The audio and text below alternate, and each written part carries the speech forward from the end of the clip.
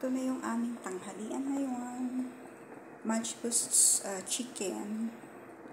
Kuwaiti. Wala siyang masyadong spices, guys. Okay.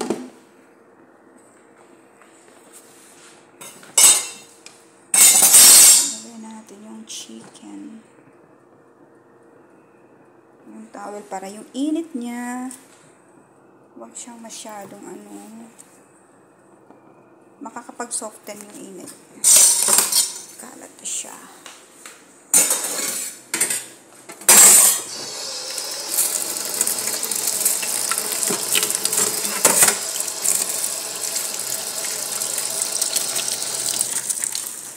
So, tara, magigisa lang ako ng sibuyas. Ito na yun. Ito naman yung sa amin.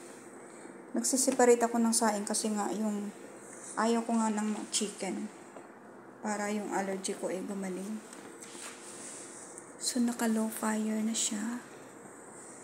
Okay na. Mamaya ito naman yung i-cake natin. Yan, mag-cake ako mamaya. Okay? Thank you. Thank you so much for watching and God bless us all.